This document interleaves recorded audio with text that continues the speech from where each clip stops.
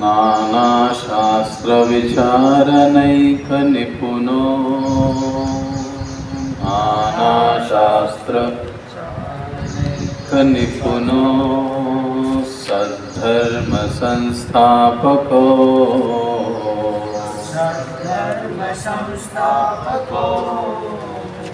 लोकानां हितकारिणो त्रिभुवने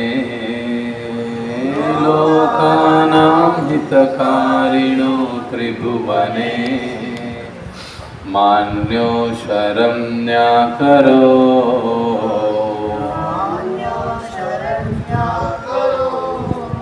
राधा कृष्ण पदारविंद भजना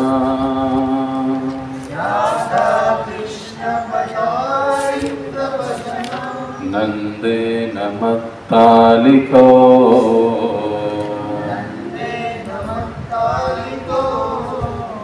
वंदे रूप सनातनो रघुयुगो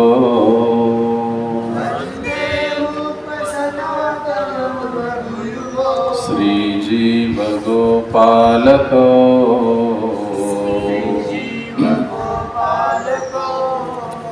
बोलो षड गोस्वामी प्रभुगण की जय, षड रूप गोस्वामी पाद की जय। तो श्री उपदेशामृत श्लोक संख्या 1, उसमें हम लोग अनुवाद को समझ लिए।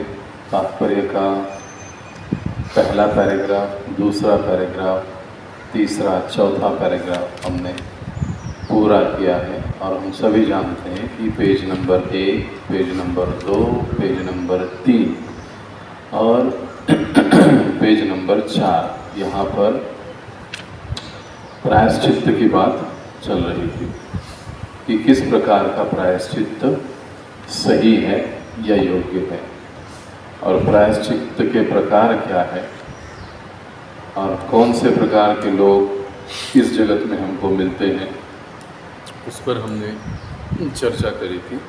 उसके पश्चात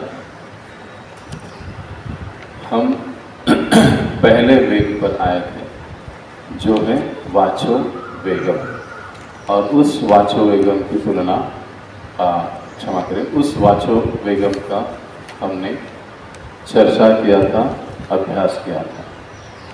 अब हम उसका अगला जो वेग है उसकी ओर जाएंगे, लेकिन पहले श्लोक को याद होने की दृष्टि से या करने की दृष्टि से हम श्लोक को गाएंगे। वाचो वेगम मनसः क्रोध वेगम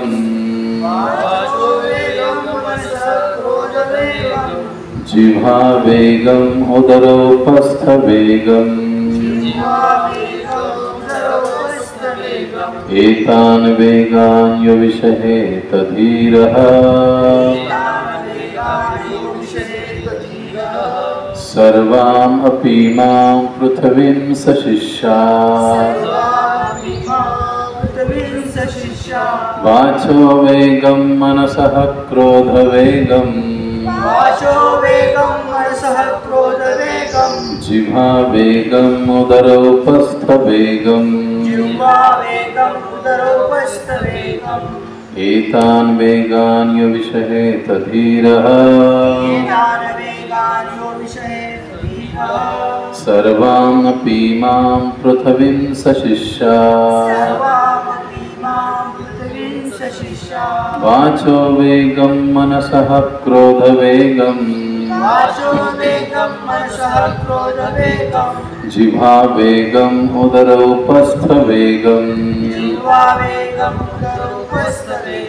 एतान वेगान यो विषहेत धीरः सर्वां अपि मां पृथ्वीं सशिष्यात्। अब कौन पढ़ेगा? 1 by 1। वाचो वेगं मनसः क्रोध वेगं वाचो वेगं मनसः क्रोध वेगं जिह्वा वेगं उदरोपस्थ वेगं जिह्वा वेगं उदरोपस्थ वेगं एतान् वेगान् यो विषहेत धीरः एतान् वेगान् यो विषहेत धीरः सर्वामपि मां पृथिवीं सशिष्यात् सर्वामपि मां पृथिवीं सशिष्यात्। नेक्स्ट। वाचो वेगं मनसः क्रोधवेगं वाचो वेगं मनसः क्रोधवेगं जिह्वा वेगं उदरोपस्थवेगं जिह्वा वेगं उदरोपस्थवेगम् एतान् वेगान् यो विषहेत धीरः एतान् वेगान् यो विषहेत धीरः सर्वामपि मां पृथिवीं सशिष्यात् सर्वामपि मां पृथिवीं सशिष्यात्। माता जी। वाचो वेगं मनसः क्रोधवेगं जिह्वा वेगं उदरोपस्थवेगम् एतान् वेगान् यो विषहेत धीरः सर्वामपि मां पृथिवीं सशिष्यात्।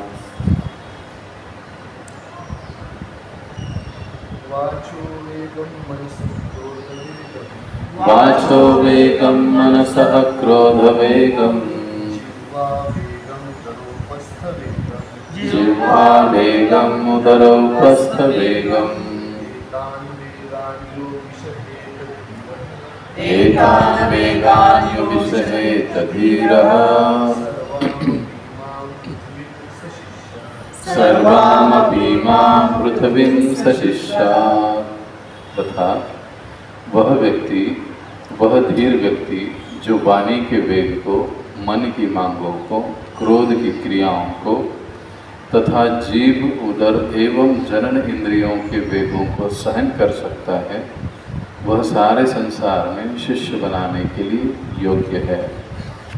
जैसे कि हमने पिछली बार देखा था कि यह जो श्लोक है, यह हम देखते हैं कि त्रिदंडी गोस्वामी यानी एक सन्यासी, उनका क्या लक्षण होते हैं, वो कैसे पहचाने जाते हैं, ये विषय इस श्लोक का है। और हम लोग पहला जो वेग है वाचो वेगम, इसको हम कंप्लीट कर चुके हैं। और हमने ये भी समझा कि वाचो वेगम पर जो भी चर्चा श्रील प्रभुपाद जी करते हैं, वो तात्पर्य या वो चर्चा थोड़ा कठोर है परंतु सुंदर है, क्योंकि बोलने की शक्ति हमको सही स्थान पर, सही उद्देश्य में और सही विषय में लगाना चाहिए। और उसके लिए हमने उदाहरण क्या देखा था, मेंढक और सांप। प्रभुपाद जी से कहा मेंढक टर्राता है, उसको लगता है कि मैं मादा मेंढक को बुला रहा हूँ और मेरा आवाज़ इतना सुंदर है कि उस सुंदर आवाज़ को सुनकर वो मेरे पास दौड़ी चली आती है। लेकिन जब वो देखता है तब सामने कौन होता है, सांप। उसका मतलब क्या हुआ कि उसकी जो बकबक है, उसका जो बोलना है, वो उसकी मृत्यु को आमंत्रण करता है। और प्रभुपाद जी हमको तात्पर्य में अंतिमता क्या समझाए कि कृष्ण भावना के व्यतिरिक्त या कृष्ण चर्चा के व्यतिरिक्त हम जो कुछ भी बोलते हैं वो ऐसे है जैसे हम मेंढक का टर्राना। हमको लगता है कि मैं बहुत बढ़िया बोल रहा हूँ या बोल रही हूँ, लेकिन वो क्या है, हमें अधिक मृत्यु के समीप ले जाता है।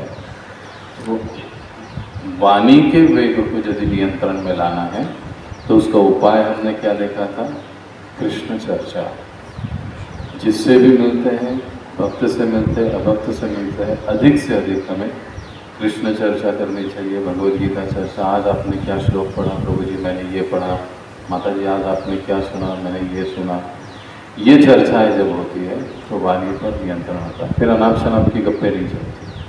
अनाप शनाप गप्पे भक्तों के समूह में भी कब होती है, जब कृष्ण चर्चा साइड में रख दी जाए। जब कृष्ण चर्चा साइड में चले जाती है तो क्योंकि बोलना तो है, मुंह दिया है, जीवा है, वाणी है, उनका काम है बोलना, वो बोलेंगे, लेकिन उनसे क्या बुलवाना है ये हमारे पास है। तो अगर हम कृष्ण चर्चा करते हैं तो फिर बाकी के वक्त के लिए कोई जगह नहीं रहेगा। तो ये वाचो वेगम यानी वाणी के वेग को नियंत्रण करने का तरीका है कृष्ण चर्चा। अब हम अगला चर्चा करेंगे, वो है वाचो वेगम मनसः क्रोध वेगम, यानी अभी मनसः यानी मन का वेग। अभी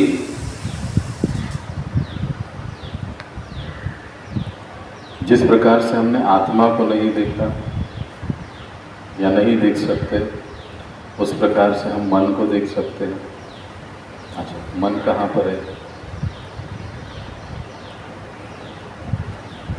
अभी मन के बारे में अगर हम समझ रहे हैं, कहाँ क्या बोला माता जी? स्वतः जगह पाकिटात खिशात खुद के पास मन है तो फिर वो क्या है, पॉकेट में है, जेब में है, कहाँ पर? ये जरूरी है। देखो, जो चीज़ हमें समझ नहीं, अच्छी बात है, ऐसे जवाब हमको देना चाहिए और उसमें कोई बुराई नहीं है या कुछ नहीं है। उससे हम लोग चीज़ों को समझना आसान हो जाता है, विषय को समझना। अभी माता जी ने कहा बिल्कुल सही बात है, मन तो हमारे पास ही होगा, हमारा मन दूसरे के पास थोड़ी ना होगा, हमारे पास। लेकिन हमारे शरीर में उसका स्थान कहाँ पर है, ये बात जरूरी है। अब ये सवाल क्यों है? क्योंकि अब हमको मन को नियंत्रण में करना है, शत्रु को मारना है, लेकिन शत्रु यहाँ है, वहाँ है, वहाँ है, हमको पता ही नहीं है, तो क्या खाक मारेंगे?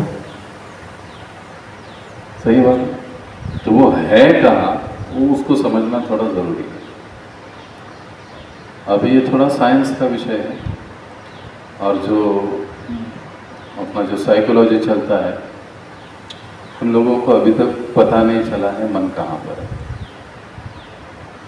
ये फैक्ट है। अगर साइकोलॉजी के बुक्स अगर आप पढ़ोगे तो वो लोग भी थोड़ा कन्फ्यूजन में है कि मन कहाँ पर है। कई बार जनसाधारण या साधारणता ये कहा जाता है कि मन यानी हृदय, उसी को समझ के चलते रहते हैं। लेकिन वैदिक शास्त्रों के अनुसार, और प्रभुपाद जी कुछ तात्पर्यों में बताते हैं, हमारे मन का स्थान, हमारा जो छोटा दिमाग होता है उसके नीचे है। ये शास्त्र की बात है। यानी शास्त्र जब मन के नियंत्रण की बात करता है तो उसको पता है कि जिसको नियंत्रण करना है वो कहाँ बैठा है। और इसीलिए अभी जैसे हम लोग आगे आएंगे, हाँ, कल की गीता क्लास में हम लोग चर्चा कर रहे थे मन और बुद्धि। अभी मन कहाँ पर है? जो हमारा छोटा दिमाग है उसके नीचे। तो अगर हम लोग सीक्वेंस की दृष्टि से देखा जाए तो कौन किसका बॉस है? बुद्धि मन का बॉस है। हाँ, सीक्वेंस है। ये स्थान ऐसे ही दिया गया है की जो हमारा छोटा मेंदू असतो त्याच्या खालच्या भागात मनाचं अस्तित्व आहे। परंतु मन दिखाई नहीं देता। तो छोटा मेंदू, बड़ा मेंदू या दिमाग दिखाई देगा, आप देख सकते हो उसको, लेकिन मन दिखाई नहीं देगा। कोई ये वैसे ही आत्मा की जैसी बात है, दिखाई नहीं देगा, मन दिखाई नहीं देगा, लेकिन मन का अपना कार्य होता है, मन का अपना काम होता है।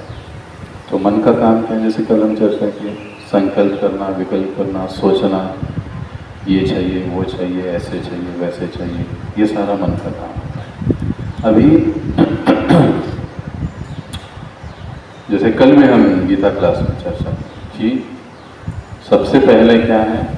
इंद्रिया, इंद्रिया के बाद मन, मन के बाद बुद्धि, बुद्धि के बाद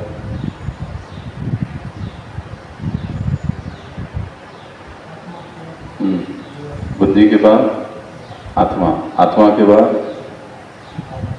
परमात्मा। ये सीक्वेंस है। ये इसको कहते हैं आरोह क्रम, नीचे से ऊपर। अभी कल जैसे हम चर्चा कर रहे थे, अगर हम बुद्धि को मजबूत बना लेते हैं तो मन नियंत्रण में आता है। मन नियंत्रण में आता है तो इंद्रियां नियंत्रण में आती है। इंद्रियां नियंत्रण में आती है तो पाप नहीं होता है, पाप नहीं होता है तो दुख नहीं आता है। ये सीक्वेंस। अभी मन की ये जो स्थिति है, या मन का जो कार्य है, संकल्प करना, विकल्प करना, सोचना, क्या हम इसको रोक सकते हैं? प्रयास कीजिए। कई बार हम लोग सुनते हैं, अलग अलग अध्यात्मवादी कहते हैं कि मन को शून्य करना है, जीरो, कि मन में किसी प्रकार का कोई विचार नहीं होना चाहिए। लेकिन प्रभुपाद जी समझाते हैं कि मेरे मन में कोई विचार नहीं है, ये भी तो एक विचार ही है, तो मन शून्य हुआ कैसे? ये प्रभुपाद जी तात्पर्य में देते हैं, यहाँ लिखते हैं। तो हम अभी उसको पढ़ेंगे और फिर आगे जाएंगे।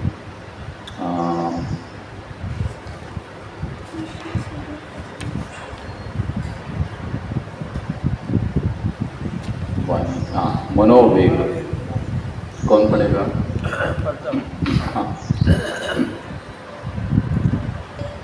मनोवेग या मन की अधीरता तभी वश में हो सकती है जब कोई अपने मन को कृष्ण के चरण कमलों में स्थित कर देता है।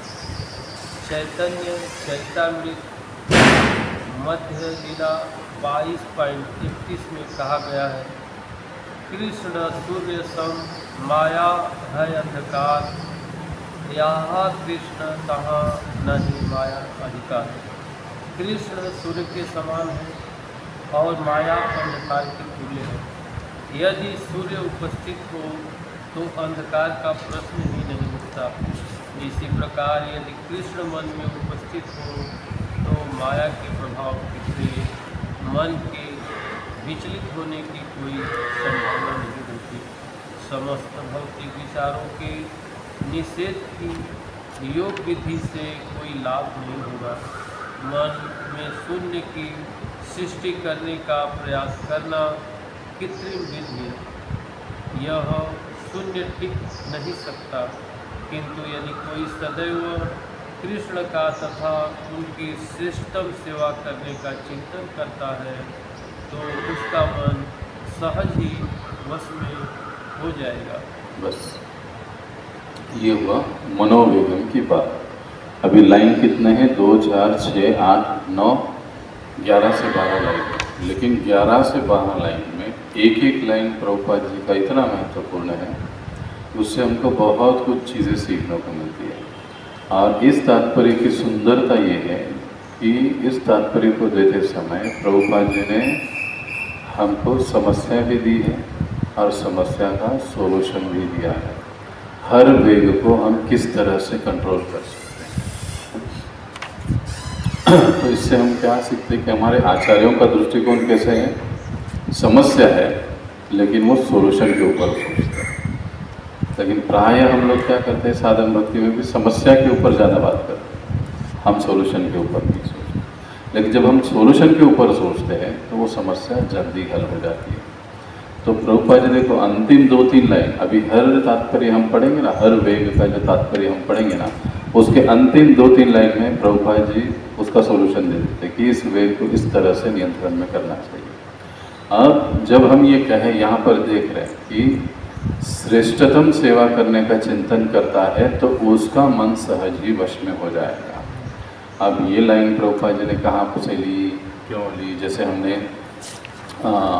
पहले कहा कि हम लोग जो इस उपदेशामृत को पढ़ रहे हैं वो ज़्यादातर हम भक्ति विनोद ठाकुर जी का जो बांग्ला टीका है उपदेशामृत ग्रंथ पर, उसका आधार लेते हैं।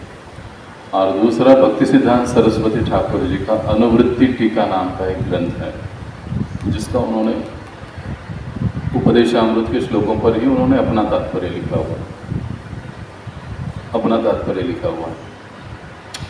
तो इन दोनों को आधार बनाकर हम लोग चर्चा कर रहे हैं।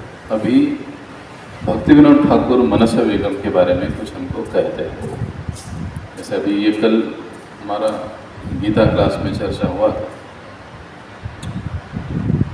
कि जब हम मन की बात कर रहे हैं तो मन को शून्य हम नहीं कर सकते। एक बात समझे, मान लीजिए कोई आदमी हमारे सामने आता है या ब्रह्मा जी हम पर प्रसन्न हो गए और कहे, बेटा तुझे 10,000 साल की उम्र देता हूँ, कुछ करना नहीं, कहीं आना नहीं, कहीं जाना, बढ़िया सा एक बंगला दे दूँगा, वहाँ पर रहो, सोचना भी नहीं। क्या ऐसी उम्र हम लोग लेंगे? नहीं, कभी संभव ही नहीं हो सकता। अच्छा, क्यों ऐसे? क्या कारण?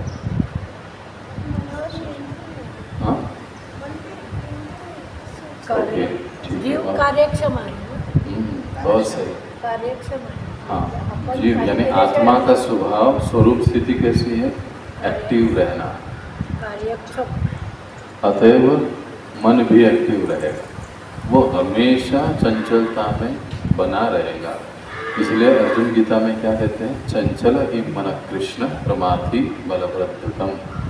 हे कृष्ण, मैं एक समय बहते हुए तूफान को कंट्रोल कर सकता हूँ, पानी को कंट्रोल कर सकता हूँ, सारी दुनिया कंट्रोल कर सकता हूँ, लेकिन मन को कंट्रोल नहीं कर सकता। तो भगवान जवाब क्या देते हैं? अभ्यास है तो कौन्तेय वैराग्य कि हे अर्जुन, हे कौन्तेय, तुम अगर अभ्यास करोगे तो मन पर भी नियंत्रण प्राप्त कर सकते हो। तो अभी मन को शून्य करना, इनएक्टिव करना, ये संभव नहीं। अब वर्तमान में जैसे हम देखें कि बुद्धि के अनुसार मन को कार्य करना चाहिए, लेकिन मन के अनुसार बुद्धि कार्य करती है। इसलिए हमको क्या करना पड़ेगा? जो बुद्धि है उसको स्ट्रांग करना पड़ेगा। और स्ट्रांग करने के लिए प्रभुपाद जी क्या बताते हैं? ग्रंथों का अध्ययन, शास्त्रों का अध्ययन। इसलिए जो भी कृष्ण भावनामृत में आते हैं उनके लिए 4 प्रमुख ग्रंथ बताए प्रभुपाद जी। ईशोपनिषद, उपदेशामृत, ईशोपनिषद, भक्ति रसामृत सिंधु, भगवद गीता। इन 4 ग्रंथों को यदि हम अच्छे से गंभीरता से अध्ययन करते हैं तो फिर हम इन वेगों को नियंत्रित करने की कला भी सीख जाते हैं। क्योंकि जब तक उन चीज़ों का हमें ज्ञान नहीं होगा तब तक तो कंट्रोल करने का सवाल ही पैदा नहीं होगा। और ये शास्त्र हमको बताते हैं कि किस प्रकार से उस एक एक वेग के ऊपर नियंत्रण करना है, किस प्रकार से हमको कृष्ण भावना भावित जीवन जीना है। तो मन को सतत कृष्ण के चिंतन में लगाना, उनकी सेवा के चिंतन में लगाना। जब हम ऐसे लगाते हैं मन को तो मन अपने आप नियंत्रण में आ जाता है। वो बाहर की बात सोचेगा ही नहीं। कृष्ण के अलावा, कृष्ण सेवा के अलावा कोई और बात सोचेगा ही नहीं। भले ही वो कोई गृहस्थ हो, ब्रह्मचारी हो, वानप्रस्थ हो, लेकिन अगर वो अपने मन से सदैव कृष्ण का चिंतन करे। इसलिए भगवान ने सबसे पहले गीता के श्लोक में क्या शब्द प्रयोग किया है? मन मना भव। अभी गीता के भी जो शब्द जहाँ पर है ना, उसका भी अपना एक मतलब है, वो वहाँ पर ही क्यों दिया है? मन मना भव मद भक्तो मध्याजिमाम नमस्ते। पहले मद भक्तो भगवान बोल सकते थे, लेकिन मद भक्तो ये तब होगा जब मन कृष्ण के चरणों में लगेगा। जब कृष्ण के चरणों में मन लगाए नहीं तो मद भक्त बनने का सवाल ही पैदा नहीं होता, और फिर नमस्कार करने की तो बहुत दूर की बात है। तो इसीलिए जब हम सतत हमारे भक्तिमय सेवा का, हमारे जप का चिंतन करते हैं, विचार करते हैं, हमारी सेवाओं का विचार करते हैं, कृष्ण की लीलाओं का विचार करते हैं, उस पर हम चिंतन करते हैं, तो आहिस्ता आहिस्ता हमारा जो मन है वो नियंत्रण में आना आरंभ हो जाता है। और विशेष रूप से प्रभुपाद जी बताते हैं कि जब हम ध्यानपूर्वक अपनी 16 मालाओं का जप करते हैं तो मन सहज नियंत्रण में हो जाता है। मनत्रायते इति मंत्र, परसों महाराज जी बता रहे थे कन्यादान। अगर इस मंत्र को हम अच्छे से जपते हैं, ध्यानपूर्वक जपते हैं, तो मन की तकलीफ हमको नहीं होगी। मन डिस्टर्ब नहीं होगा, डिप्रेशन नहीं आएगा, उछलेगा नहीं, कूदेगा नहीं, वो शांत होगा। तो मन को नियंत्रण में लगाने के लिए कृष्ण चिंतन, कृष्ण कथा ये सर्वोत्तम उपाय है। जो एक प्रामाणिक साधक होता है ना, एक क्षण भी अगर उसका व्यर्थ चला जाए, कृष्ण का चिंतन न हो, तो उसे दुख होता है। अरे आज मैंने ठीक से जप नहीं किया, अरे आज मैंने कुछ पढ़ा नहीं, मेरा समय व्यर्थ गया। तो ये उसको दुख होता है। अभी हमको सोचना चाहिए कि हमको कितना दुख होता है, तो हमको पता चलेगा। ऐसे लगता ही नहीं, मुझे भी नहीं लगता है कभी। हाँ, ऐसे मत समझो कि मुझे लगता है, मुझे भी नहीं लगता है कभी। आज हमने कुछ पढ़ा ही नहीं, आज मैंने सेवा की ही नहीं, आज मैं मंदिर में गया ही नहीं, आज भगवान का दर्शन लिया ही नहीं, आज मैं भक्तों से मिला ही नहीं, या आज मैंने किसी को गीता का कोई एक दो शब्द सुनाए ही नहीं। यही तो सेवा है ना। जब हम किसी को सुना रहे, हमने आज गीता पढ़ ली और किसी को पकड़ लिया और उसको हमने सुनाने की कोशिश की, तो क्या कर रहे हैं हम लोग? उसको तो कृष्ण का स्मरण दे ही रहे, लेकिन हम स्वयं भी कृष्ण का स्मरण कर रहे हैं। तो रोज हमको ये अभी ये जो बात अभी हम कहने जा रहे हैं, ये भक्ति सिद्धांत सरस्वती ठाकुर महाराज जी का जो अनुवृत्ति टीका है उसमें वो कहते हैं मन का नियंत्रण करने के बारे में। वे कहते हैं कि साधक को हर रोज का एक ऐसा समय निकालना चाहिए कि जिसमें वो खुद का परीक्षण करे। हम सभी साधक हैं, इस बात को मानते हैं। कोई 16 माला, कोई 8 माला, कोई 10 माला, जो कुछ भी हम जप कर रहे हैं, हम लोग साधक हैं। तो हमारे जीवन में, दैनंदिन जीवन में ऐसा एक कुछ 10-15 मिनट होने चाहिए सोने से पहले कि आज दिन भर मैंने क्या किया, मेरा कितना समय कृष्ण चिंतन में गया और कितना समय मेरा वेस्ट गया। ये हमको सोचना चाहिए। मन को कंट्रोल में लाने का तरीका। अब ये कार्य किसके द्वारा होगा? बुद्धि के द्वारा। मन तो कहेगा अरे बदमाश क्या सोच रहा है, सो जा चुपचाप। लेकिन जब हम ये सोचेंगे, ये समझेंगे, अभी आचार्य हम लोग को बता रहे हैं कि हमको ऐसा हमारा समय, हमारा दैनंदिन हमारे जीवन में या हमारे रोजाना जीवन में ऐसा कुछ समय होना चाहिए, 10 मिनट, 15 मिनट, 5 मिनट का। दिन भर मैंने क्या किया, मेरा कितना समय कृष्ण भावना में व्यतीत हुआ, कितना समय सेवा में व्यतीत, कितना मैंने व्यर्थ समय मेरा वेस्ट गया। ये हमको सोचना चाहिए। जब हम ये सोचने लग जाते हैं तो फिर उसके ऊपर एक्शन चालू होता है। सोचेंगे ही नहीं तो फिर सवाल ही नहीं आगे। तो सतत मन को कृष्ण की सेवा में लगाना, हर इंद्रियों को भगवान की सेवा में लगाना, इसका उत्तम उदाहरण कौन है?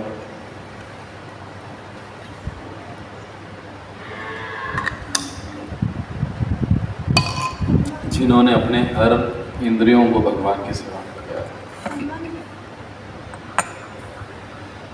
नहीं,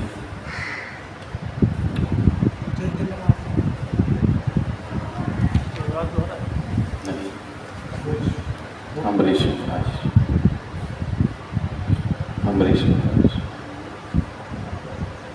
वो उनका पूरा श्लोक ही है, मुझे याद, स्टार्टिंग याद नहीं आ रहा कि वो अपने पैरों से भगवान का तीर्थ यात्रा मंदिर जाया करते थे, हाथों से मंदिर मार्जन करते थे, आंखों से भगवान का दर्शन करते थे, कानों से भगवान की कथा सुनते थे। सदैव कृष्ण का चिंतन, सदैव निरंतर कृष्ण चिंतन, ये सबसे उत्तम उदाहरण अम्बरीश महाराज जी का। और इसी के संदर्भ में प्रभुपाद जी तात्पर्य में क्या कहते हैं? कृष्ण सूर्य सम माया है अंधकार। जब हम सतत कृष्ण के चिंतन में रहते हैं तब माया हम पर प्रभाव नहीं डाल सकती, हम विचलित नहीं हो सकते। पिक्चर जाना है, कहीं जाना है, घूमने जाना है, क्या करना है, मंदिर में नहीं आना है, सो जाना है, किसी के साथ घूमने जाना है, ये सारी चीज़ें नहीं होंगी। क्यों?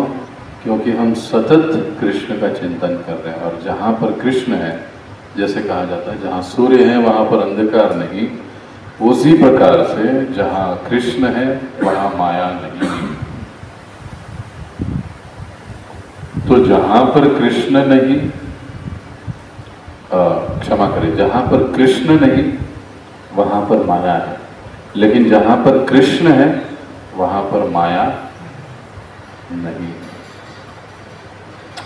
आप जानते होंगे दक्षिण भारत में, नाम बोलिए, एक बहुत बड़ा ध्यान करने का मंदिर, बहुत बड़ा है ध्यान मंदिर, उसका नाम ही है ध्यान मंदिर दक्षिण भारत। दूर दूर से लोग आते हैं वहाँ पर ध्यान करने के लिए। ये कथा एक बार भक्ति रसामृत स्वामी महाराज बताए। तो ये ध्यान मंदिर होता क्या है वो देखने के लिए महाराज जी तो वो ध्यान मंदिर था, बहुत बड़ा मंदिर था, अंदर पूरा ठंडा वातावरण, ऐसे लग रहा था जैसे किसी गुफा में हम लोग प्रवेश कर रहे हैं। अंदर बहुत सा अंधेरा था, सामने तो कुछ दिखाई नहीं दे रहा था। महाराज जी को लगा कि कुछ ध्यान मंदिर है, कुछ ध्यान का, विष्णु जी का वगैरह, नारायण का कुछ विग्रह होगा, कुछ तो होगा, लेकिन कुछ नहीं था। एक खाली दीवार थी सामने महाराज जी, बस एक पूरा सफ़ेद कलर का दीवार था, उस पर कुछ भी नहीं था। लोग कोई बैठा है वो दिख भी नहीं रहा, अंधेरा था पूरा। तो महाराज जी उनके साथ कुछ एक दो भक्त थे, वो रास्ता निकालते निकालते गए, एक जगह बैठ गए और महाराज जी बैठ गए। तो वो अपने जपमाला में हाथ डाला। तो महाराज जी बोले कि मैं जपमाला में हाथ डालने के लिए गया, लेकिन मुझे पता चला कि अरे मेरी जपमाला पहले ही निकाल के रखी बाहर, क्योंकि वो अंदर कुछ ले जाने ही नहीं गए कि वहाँ ये जप करने का स्थान नहीं है। तो वो निकाल के रख दिया था कि अंदर जप नहीं करना है, आपको ध्यान करना है। तो महाराज जी बैठ गए, अभी वो देख रहे इधर उधर, अभी जब तो जोर से कर नहीं सकते, अभी चुपचाप महाराज जी बैठे रहे।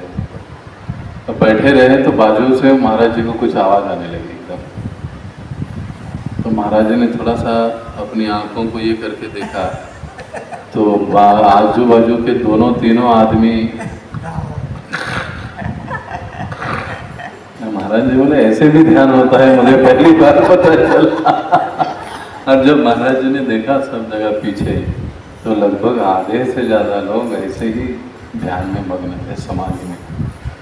तो महाराज उठकर बाहर आ गए। फिर महाराज जी बताते कि फिर ऐसे ध्यान का क्या उपयोग है, ये ध्यान हमारे किसी काम का नहीं। जो ध्यान की बात है वो कब की है? कृते यत् ध्यायतो विष्णु। सतयुग में ध्यान की पद्धति, कलयुग में कलौ तद हरि कीर्तनाथ। तो कलयुग में केवल कीर्तन या नाम जप, दूसरा कोई साधन नहीं। अगर मन को नियंत्रण करना है तो मंत्र। इसलिए हम कृष्ण भावना में जिस विधि का पालन करते हैं वो परिपूर्ण विधि।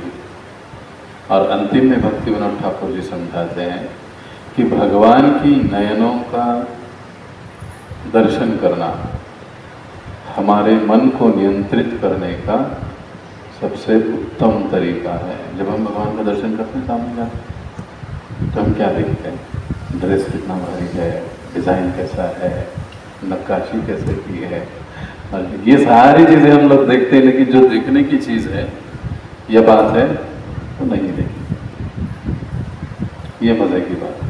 लेकिन जब हम भगवान को देखते, भगवान की आंखों में हम देखते हैं, भगवान के नयनों का जब हम दर्शन करते हैं, तो उनके नयनों के दर्शन से हमारा विचलित मन अपने आप शांत होता है। ये भगवान के दर्शन, आँखों के दर्शन, भगवान के हर अवयव के दर्शन का एक अपना अलग लाभ है। जैसे जब हम भगवान की, अगर किसी को बहुत काम भावना का तकलीफ होता है, किसी का मन बड़ा विचलित है, मतलब स्थिर नहीं रहता है, तो उसको क्या करना चाहिए? भगवान की आँखों का दर्शन करना चाहिए, भ्रुकुटियों का दर्शन करना चाहिए, उनकी आँखों का, उनके नयनों का दर्शन करना चाहिए। उससे उनका मन, उनका काम नियंत्रित होता है। तो कई बार हम लोग ये सुनते हैं कि मन विचलित हो तो हमें एकांत में रहना चाहिए। कितनों को लगता है कि एकांत में रहना चाहिए? क्यों? मैं काफ़ी डिस्टर्ब हूँ प्रभु, बस मैं अकेले में रहना चाहता हूँ, थोड़ा सा मुझे अकेला छोड़ दो तो भगवान भी छोड़ देंगे। मन ज़्यादा विचलित है तो उसका पहला काम क्या है? भक्तों के संग में आए, भगवान का दर्शन करें, उनकी कथा सुने, यही उपाय है, दूसरा उपाय नहीं है। क्योंकि एकांत भी हमको विचलित कर देता है। ये हुआ मनस वेगम। मन के वेग को नियंत्रण में लाने का उपाय है, वो है कृष्ण चिंतन, कृष्ण स्मरण। अब इस पर किसी को कोई प्रश्न है तो आप पूछ सकते हैं, नहीं तो फिर अगले वेग की ओर हम लोग जाएं।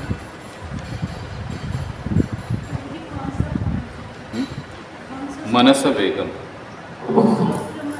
पहला वाचो वेगम हुआ, मनस वेगम हुआ। अब हम लोग जाएंगे क्रोध वेगम।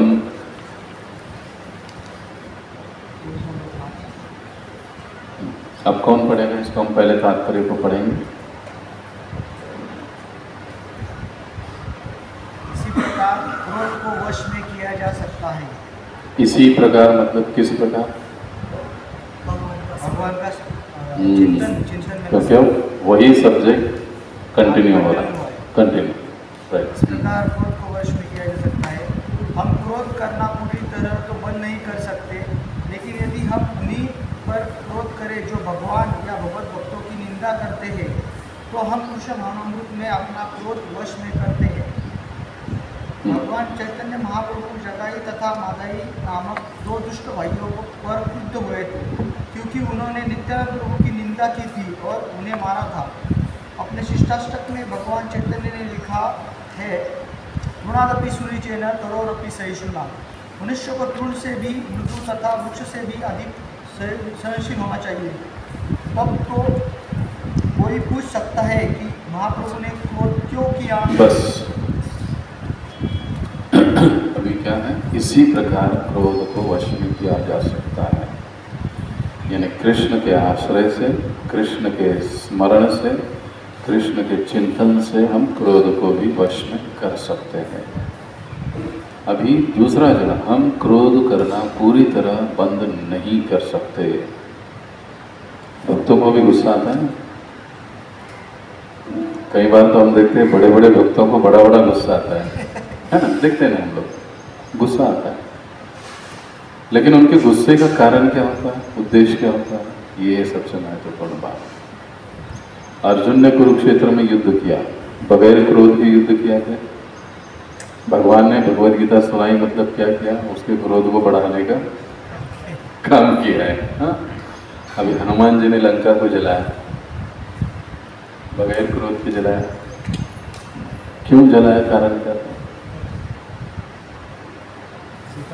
सीता माता के कारण, क्योंकि उन्होंने माता सीता का हरण किया था रावण ने, उनको गुस्सा था।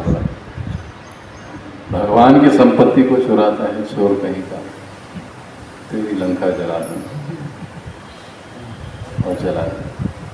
तो जो भी विध्वंस का कार्य होता है, भले वो धर्म के लिए हो या अधर्म की दृष्टि से हो, उसके लिए क्रोध की आवश्यकता पड़ती है।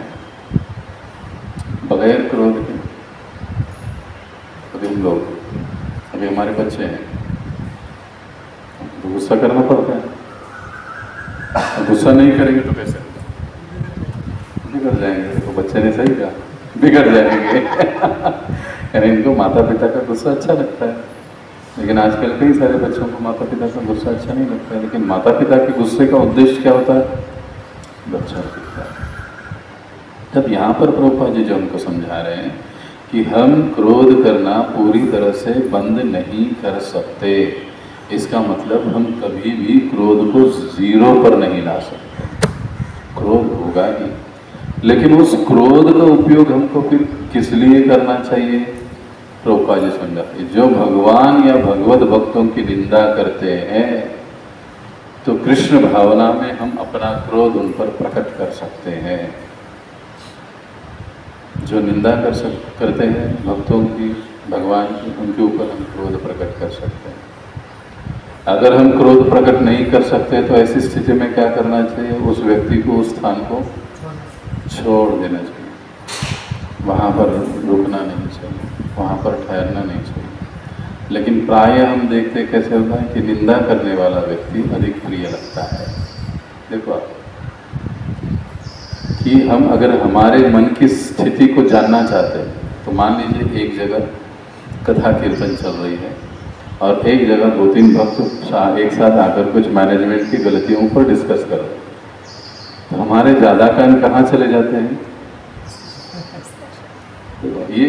ये ऑब्जर्व करना है। अभी आप शुद्ध भक्त होंगे, हो सकता है आपका नहीं जाएगा, लेकिन इन जनरल हमको ऑब्जर्व करना चाहिए कि हमारा मन कहाँ भाग रहा है। तो उससे हम लोग समझ जाते हैं कि हम लोग कहाँ पर। जबकि उनको जाना कहाँ चाहिए? कथा कीर्तन में। तो इन आवेगों को हम जीरो नहीं कर सकते हैं, लेकिन हम उनको नियंत्रण में रख सकते हैं, ला सकते हैं। हिस्ट्री में एक कथा थी, सिकंदर सभी जानते हैं। सिकंदर ने लगभग पूरे दुनिया में विजय प्राप्त कर ली और वो भारत में आ गया। आई थिंक जमुना के तट पर एक साधु काफी सालों से वहां पर तपस्या कर रहा था। तो उसके बाल बड़े हुए थे, दाढ़ी बड़ी हुई थी, उम्र काफी हो चुकी थी, लेकिन उसके चेहरे का तेज कुछ अलग ही बता रहा था। तो सिकंदर उसको देखकर बड़ा आकर्षित हुआ।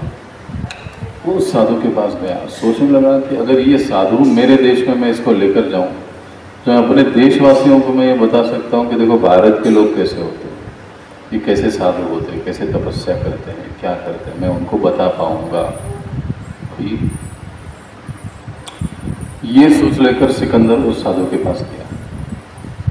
वो कहने लगा कि देखो महाराज जी, मैं आपको अपने देश अरब में ले जाना चाहता हूँ। तो साधु तुरंत बोला, रहे तुम्हारे देश में आके मैं क्या करूँगा? तो इसको थोड़ा सा हर्ट हुआ। बड़े आदमी की बात नहीं सुनी जाती तो थोड़ा दुख होता है ना उनको, क्योंकि उनको आदत होती है कि मैं जो बोलता हूँ वो माना जाता है और होना भी चाहिए। तो उसको लगा, अरे ये इतना सा और मेरे को सीधा कह रहे हैं कि तुम्हारे देश में आके क्या? तो कहते अरे मेरे देश में ऐसी सुविधाएं हैं, ये है वो है, और मैं आपका एडवर्टीजमेंट करूँगा कि देखो भारत के साधु ऐसे होते हैं, ये करते हैं, वो करते हैं, तो आप चलो हमारे साथ, अच्छी सुविधाएं आपको मिलेगी, वीज़ा की कोई टेंशन नहीं है, मैं सब करवा दूँगा, लेकर जाऊँगा साथ। वो साधु बोला, नहीं महाराज मैं आपके साथ नहीं आना चाहता। उसने नहीं आना। जब ये डायरेक्ट जवाब सिकंदर ने सुना, उसको इतना गुस्सा आ गया, अरे इतना डेयरिंग मुझे ना बोलता है, सीधी तलवार निकाली। उसने तलवार निकाली, लेकिन थोड़ा ये भी सिकंदर भी थोड़ा ज्ञानी था। वो सोचने लगा कि ये डायरेक्टली मुझे ना कह रहा है, मुझे कम से कम उसका कारण तो पूछ लेना चाहिए, क्यों ना कह रहा है। ऐसे वैसे भी तो मैं इसको मारने वाला हूँ ही, तो कारण तो कहे आप मुझे ना क्यों कह रहे हो? आपको पता है मुझे ना कहने का मतलब क्या है? हाँ, मुझे ना कहने का मतलब है मृत्यु।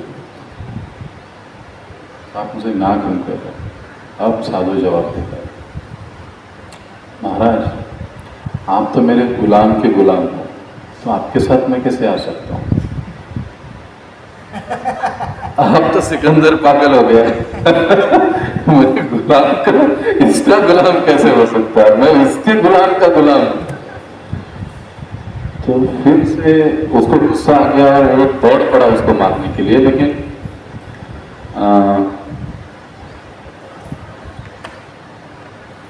फिर वो सोचने लगा कि नहीं, इसने ये जो जवाब दिया है वो जवाब जरूर कुछ ना कुछ तो मतलब रखता है।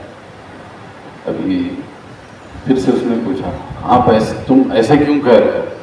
तो कहने लगा, देखो महाराज आप मुझ पर इतना क्रोधित हुए हो कि मुझे मारने के लिए आ रहे हो। ये जो आपका गुस्सा है ना, वो मेरे कंट्रोल में, मेरा गुलाम है। मुझे अगर इच्छा है तो ही मुझे क्रोध आता है, अगर मैं उसको ना बुलाऊं तो उसकी हिम्मत नहीं मेरे आगे आने।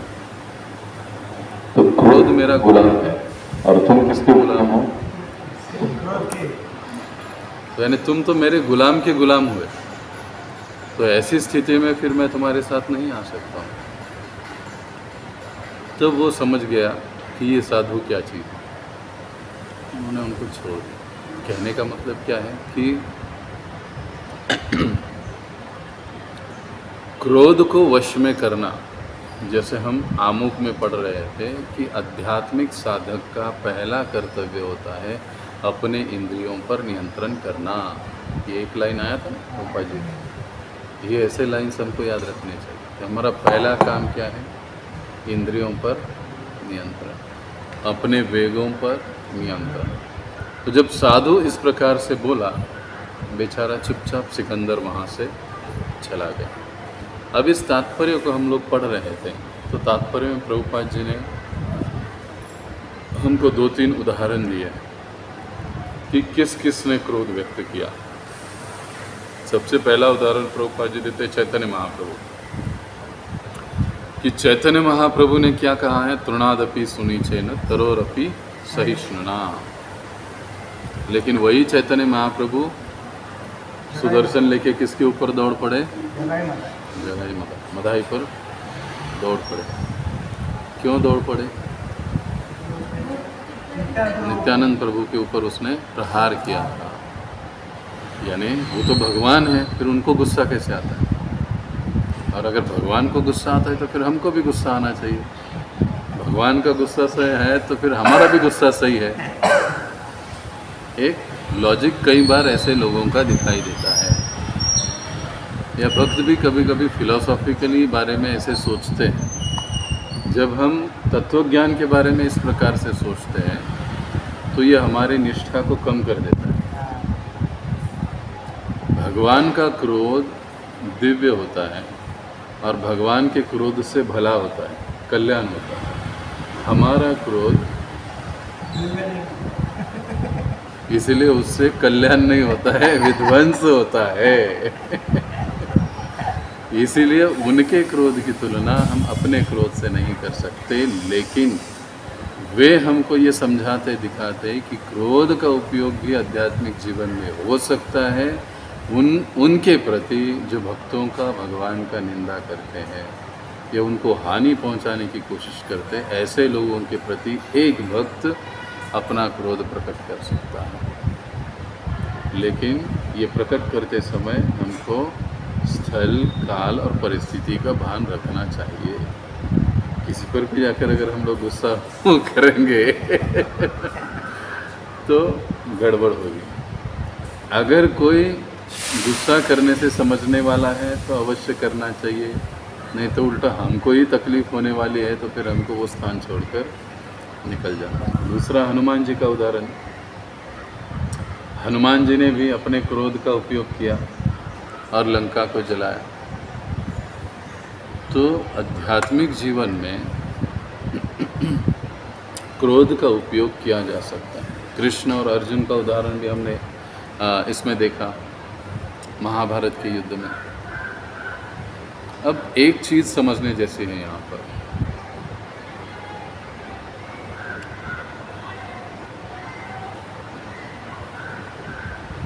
बहुत आध्यात्मिक जगत में, गोलोक धाम में सभी भक्त, सभी पार्षद भगवान के 100% नम्र है।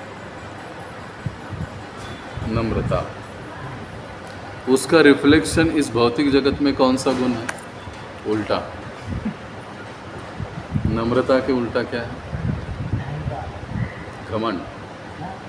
घमंड घमंड निकल जाता है तो आदमी नम्र बन जाता है। आध्यात्मिक जगत में नम्रता गुण है। ये भौतिक जगत क्या है? हम कहते हैं प्रतिबिंब। प्रतिबिंब कैसे होता है? हमेशा उल्टा होता है। उस उल्टा कभी नहीं होता। वहाँ पर नम्रता है, यहाँ पर घमंड है। वहाँ पर क्रोध है, यहाँ पर क्रोध है तो वहाँ पर क्या है? और करुणा। वही क्रोध। अभी वहाँ पर संतुष्टि है, आत्मसंतुष्टि भगवत धाम। वहाँ पर कोई भी असंतुष्ट आत्मा दिखाई नहीं देगा। हमारे समूह में बहुत असंतुष्ट आत्मा दिखाई देंगे, लेकिन आध्यात्मिक जगत में, भगवत धाम में भगवान के साथ सब पूर्णतया संतुष्ट रहते हैं। वही संतुष्टि का रिफ्लेक्शन इस भौतिक जगत में क्या आता है? असंतुष्टता। और दूसरा, लेकिन वो असंतुष्टता का कारण क्या है? वही तो रिफ्लेक्शन है उसमें, लोभ।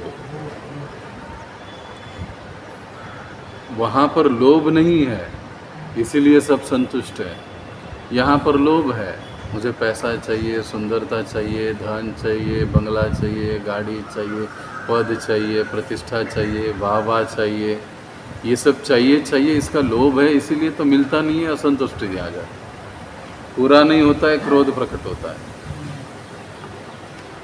तो आध्यात्मिक जगत के जो गुण हैं वो गुण हम में कब प्रकट होना आरंभ होते हैं? जब हम इस पहले श्लोक पर काम करते हैं। 6 वेगों को जब हम नियंत्रण में लाने की कोशिश करते हैं तो आहिस्ता आहिस्ता घमंड जाकर नम्रता आती है, क्रोध जाकर करुणा आती है, असंतुष्टता जाकर संतुष्टि आ जाती है, ये सारी चीज़ें आनी आरंभ हो जाती हैं। तो अधिकतर हम लोग इस जगत में देखते हैं कि हम लोग क्रोधित क्यों होते हैं।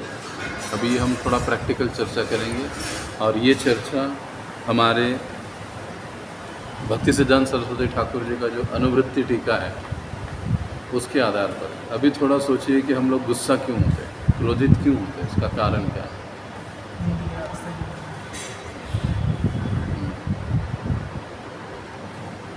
कारण क्या है? क्रोध का कारण क्या है?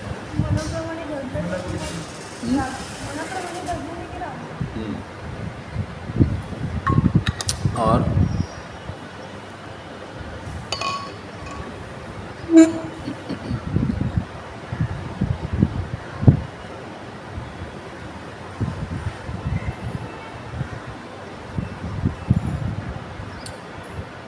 जो व्यक्ति संतुष्ट है, जो व्यक्ति नम्र है, उसको गुस्सा आता है? नॉर्मली 99% नहीं, 1% चांस वहाँ पर भी रह जाता है, लेकिन 99% नहीं। अब उल्टा सोचेंगे, गुस्से का या क्रोध का मूल कारण अहंकार होता है, अहम, ये मूल कारण। जब अहंकार को हमारे ठेस पहुंचती है तो व्यक्ति क्रोधित होता है। अब अहंकार किस चीज़ का? मान लीजिए मैं कुकिंग बहुत अच्छा करता हूँ, लेकिन किसी दिन सब्जी में नमक ज़्यादा गिर गया और किसी ने, क्या प्रभु जी आपने बनाया इतना खारा। अब जबकि मेरा अहम क्या है, कह रहे मैं मास्टर हूँ कुकिंग में और ये मुझे सिखा रहा है। अरे प्रभू मग येऊन करायचं होतं ना तुम्ही का नहीं? गुस्से का रिफ्लेक्शन, उसका मूल कारण क्या है? अहंकार। किसी चीज़ के बारे में, अपने पद के बारे में, अपने गुण के बारे में जो अहंकार की भावना होती है, ये अहम की भावना होती है, जब उसको ठेस लग जाती है तो व्यक्ति क्रोधित हो जाता है, गुस्सा आता है। अब उसकी अगली बात कि क्रोध कब बढ़ता है? एक तो वह गुस्सा आना, अब क्रोध आना, दूसरी बात क्रोध कब बढ़ता है। भक्ति सिद्धांत सरस्वती ठाकुर कहते हैं, जितना अधिक हम लोग शरीर भावना में रहते हैं उतना अधिक हमको क्रोध आता है। जिस साधक को, जिस भक्त को जितना कम क्रोध आता है, इसका मतलब हमको समझ लेना चाहिए कि वो शरीर भावना से पूरी तरह से नहीं, कभी कभार उसको, लेकिन वो अच्छी तरह से वो शरीर भावना को उसने कंट्रोल में रखा हुआ है। वो ऊपर तब उठेगा जब शुद्ध भक्ति के स्तर पर जाए। ये ऊपर उठने की बात बहुत ऊंची है, आगे की है। लेकिन नॉर्मल परिस्थिति में जिसको गुस्सा आता है, उस परिस्थिति में अगर उसको गुस्सा नहीं आता है तो हमको समझना चाहिए कि वो शरीर भावना से काफ़ी हद तक उसने कंट्रोल रखा है उस पर। और हमको ऐसे भक्तों के संगति में रहना चाहिए ताकि हम लोग भी इस तरीके से अपने शरीर भावना पर नियंत्रण में रख सकें। नियंत्रण में, शरीर भावना को नियंत्रण में रखा था। शरीर भावना का मतलब ये मेरा है, मैं मैनेजर हूँ, जैसे मैं सोचता हूँ मैं काउंसलर हूँ, ये शरीर भावना है। मेरा इतना लोग सुनते हैं, ये शरीर भावना। और फिर उससे अहम उत्पन्न होता है। जिस दिन उसको ठोकर लगती है उस दिन मुझे गुस्सा आ जाता है। जड़ अहम है।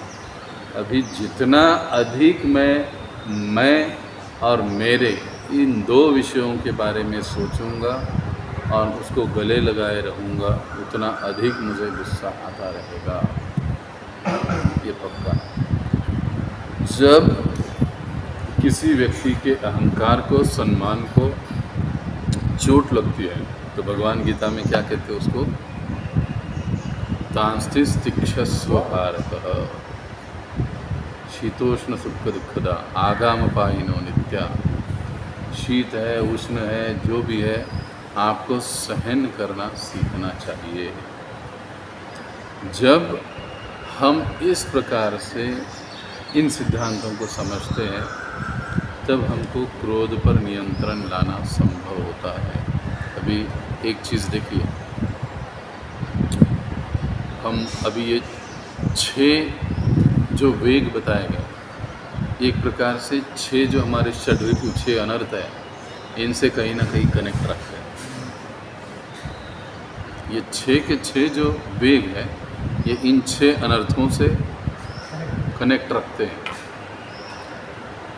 अभी आप देखिए, वाणी के वेग को भगवान की सेवा में लगाया जा सकता है, मन के वेग को भगवान की सेवा में लगाया जा सकता है, क्रोध को भगवान की सेवा में लगाया जा सकता है, काम को भगवान की सेवा में लगाया जा सकता है। ऐसा कौन सा अनर्थ है जिसको भगवान की सेवा में नहीं लगाया जा सकता? बताओ। ऐसा कौन सा अनर्थ हो सकता है जो भगवान की सेवा में नहीं लग सकता? काम, लोभ को भी भगवान की सेवा में लगाया जा सकता है। मत्सर्य, ईर्ष्या, यह ऐसा अनर्थ है कि जो भगवान की सेवा में लग ही नहीं सकता, भक्तों की सेवा में लग ही नहीं सकता। वो उसको कहीं पर सेवा का चांस ही नहीं है। इसलिए इससे, ईर्ष्या से हमको हमेशा बचना चाहिए। अब एक हम क्रोध का प्रैक्टिकल उदाहरण देखें। कई वर्षों पहले हमारे मायापुर मंदिर में राधा माधव जी को, उस समय फेस्टिवल था, फेस्टिवल के समय की बात है, बहुत सारे गहने वगैरह, उनका आकर्षक श्रृंगार हुआ था और काफ़ी जगह फैली थी कि ये अंग्रेज़ों का मंदिर है। जैसे वृंदावन में कहते हैं ना अंग्रेज़ मंदिर, अपन अंग्रेज़ी भक्तों का मंदिर है, इसमें काफ़ी सारा पैसा होता है। तो क्योंकि पश्चिम बंगाल में डाकुओं की संख्या अधिक है, जंगल अधिक है, तो वहाँ पर डाकू भी अधिक है। तो कुछ डाकू के गिरोह ने एक दिन अचानक रात में मंदिर पर हमला बोल दिया। सीधे मंदिर हॉल में घुस गए, पेटियों तोड़ा, भगवान के अल्टर में घुस गए, तोड़ फोड़ कर दिया। तो वहाँ पर कुछ ब्रह्मचारी थे, भक्त जो रहते थे, उन्होंने बहुत जी जान से विरोध किया, गोलियाँ चली, कई भक्त लोग मर गए। ये सच्ची घटना है। और वहाँ पर उस समय भक्ति राघव महाराज वहाँ की सेवा देख रहे थे। तो उन्होंने, अभी वे सन्यासी थे, बड़ी लाठी कुल्हाड़ी उठाई और पेड़ काटने के जैसा उनको काटना चालू कर दिया, सीधा मारना चालू कर दिया। लेकिन दुर्भाग्य से उनके टांग में गोली लग गई, किसी ने उनके टांग पर काट दिया, उनका टांग। हाँ, तो वो पैर चला गया। हाँ हाँ, तो उनका पैर वहाँ से चला गया। अभी एक सन्यासी को ऐसे करना चाहिए? इतना सिद्धांत क्या है? भगवान की सेवा में आप क्रोध को उपयोग में ला। उन्होंने वही किया, आज भी हम देखते हैं। तो समय के अनुसार हम लोग क्रोध को भगवान की सेवा में लगा सकते हैं। लेकिन जैसे भक्तिविनोद ठाकुर एक जगह पर कहते हैं कि जब हमें भक्तों पर ही क्रोध करना हो तो हमें बड़ा सावधान रहना है। जैसे अभी हम जैसे लोगों के लिए कई बार हम लोगों को डांटना पड़ता है, मैनेजमेंट की चीज़ें बोलना पड़ता है, लेकिन उसका उद्देश्य सिर्फ यही होना चाहिए कि उसका भला हो, उसकी गलती सुधर जाए। तो डांटना या गुस्सा करना सही हो जाता है, वो गलत नहीं होता। तो जब हम भगवान की सेवा में क्रोध को उपयोग में करेंगे तो वो क्रोध जायज़ माना जाता है। अच्छा, क्रोध हमको उत्पन्न हो ही नहीं, इसके लिए प्रभुपाद जी कहते हैं इसी प्रकार भगवान के स्मरण से, निरंतर स्मरण से हम क्रोध को नियंत्रण में ला सकते हैं।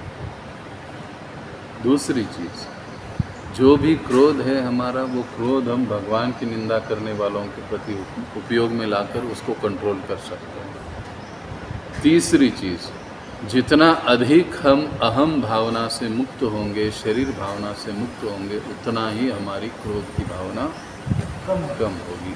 ये तीन चीज़ें इस तात्पर्य से हम लोग सीखते हैं। आगे कौन पढ़ेगा?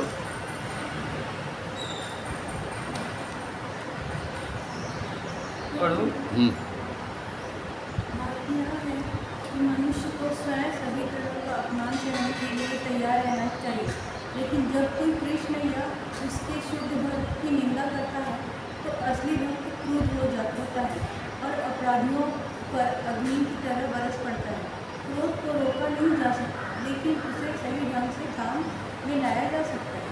क्रोधवश ही हनुमान जी ने लंका में आग लगा दी थी, फिर भी वे श्री रामचंद्र जी के सबसे बड़े भक्त के रूप में पूजे जाते हैं। इसका अर्थ है कि उन्होंने अपने क्रोध का सही उपयोग किया। अर्जुन उसके दूसरे उदाहरण है। वे युद्ध करना नहीं चाहते थे, लेकिन कृष्ण ने उनके क्रोध को यह कहकर उकसाया, तुम्हें युद्ध करना होगा, बिना क्रोध के युद्ध करना संभव नहीं है। किंतु जब क्रोध का उपयोग भगवान की सेवा में किया जाता है तो वह वश में हो जाता है। हाँ, बस। हाँ, आगे है कोई लाइन? हाँ, सेकंड पैराग्राफ। हाँ, यहाँ पर रुका। तो यहाँ पर क्रोध वेगम कंप्लीट हुआ। तो क्रोध के वेग को नियंत्रित करने की तीन चीज़ें या तीन उपाय हम देखे, लास्ट में हमने चर्चा की। सबसे पहला, इसी प्रकार यानी भगवान के सतत चिंतन से क्रोध स्वाभाविक रूप में वश में हो जाता है। दूसरा, भगवान के भक्तों की या भगवान की निंदा करने वाले के प्रति जब हम क्रोध का उपयोग करते हैं तो क्रोध वश में हो जाता है, नियंत्रण में हो जाता है। तीसरा, मैं और मेरा, इस शरीर भावना से जब हम मुक्त होते हैं या मुक्त होने की कोशिश करते हैं तो जितने हद तक हम मुक्त होते हैं उतने हद तक हमारा क्रोध नियंत्रण में रहता है। कोई प्रश्न किसी का यहाँ पर इस विषय में?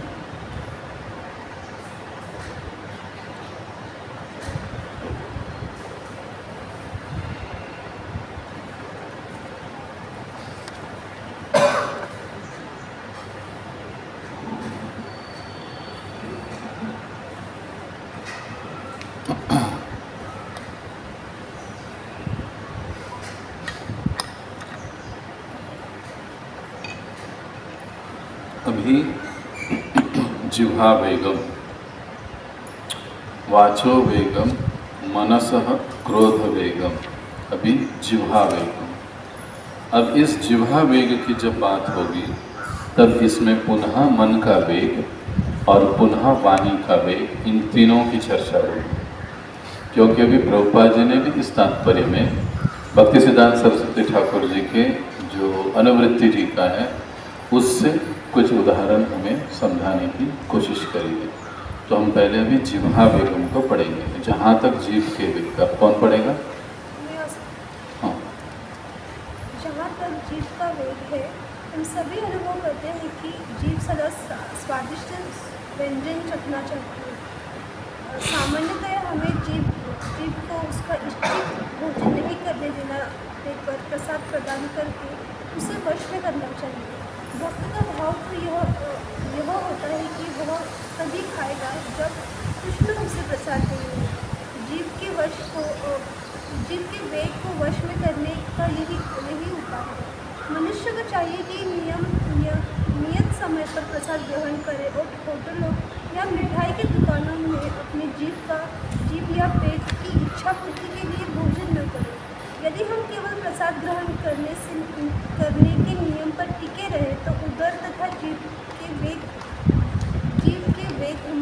वश में हो जाए। बस अब यहाँ पर हमारे गोविंदा वगैरह सब आएंगे।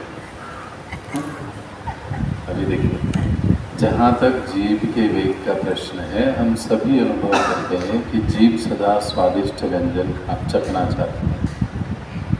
हमको अभी याद है, जब मैं मेरे कॉलेज टाइम में मैं रहने के लिए स्वारगेट के पास भवानीपेट में था। वड़ा पाव खाने के लिए इधर गार्डन वड़ा पाव मिलते थे। यानी जीव का वेग, जो चीज़ जहाँ पर अच्छी मिलती है वहाँ पर खाने के लिए दौड़ती है। सामान्यतया भक्ति सिद्धांत सरस्वती ठाकुर जी की जो टीका है, उसके अनुसार ये पेज नंबर 6 पर 7 पर कुछ अंश है इसके, कि जो जिह्वा के 2 प्रकार के कार्य गिनाए जाते हैं। एक तो प्रसाद खाना पाना और दूसरा बोलना। जीभ के 2 काम। अब जब खाने की बात आती है तो जीभ का पहला ये गुण होता है कि वो अच्छे अच्छे पदार्थ चखना या खाना चाहती है। लेकिन अगर हम अपने जिह्वा को नियंत्रण में लाना चाहते हैं तो फिर क्या कहा गया है यहाँ पर? इच्छित भोजन नहीं करने देना चाहिए। ये बड़ी कठिन बात है। ये बड़ी कठिन बात है, ये इतना आसान नहीं है। लेकिन फिर भी भक्तिविनोद ठाकुर अपनी टीका में कहते हैं कि जो साधक जिह्वा वेग को नियंत्रित करता है, उसका उदर वेग और जननेंद्रिय वेग अपने आप नियंत्रित हो जाता है।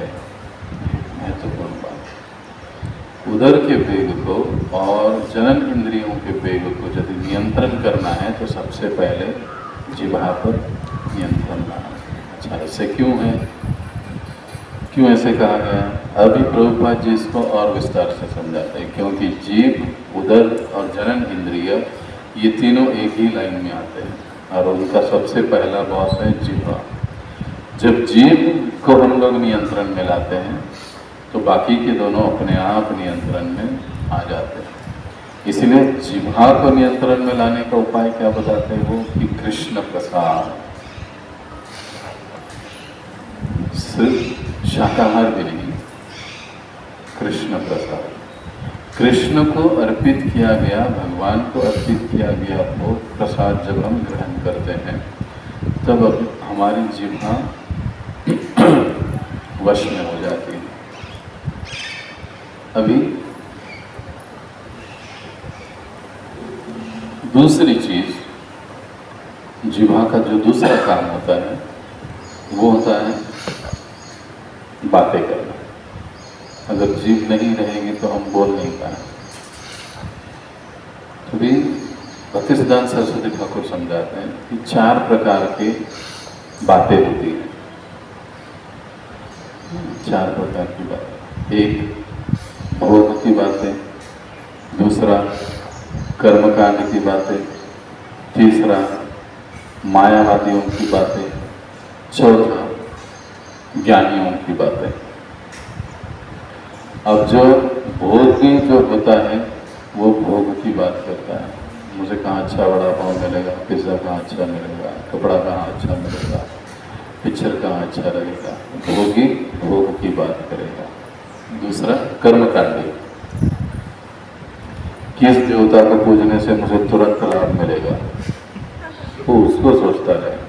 कौन से मंदिर में जाऊँ, नारियल चढ़ाऊँ, कौन से मंदिर में जाऊँ, काटूँ, कौन से मंदिर में जाऊँ, क्या करूँ जिससे मुझे कुछ न कुछ तो लाभ मिलेगा।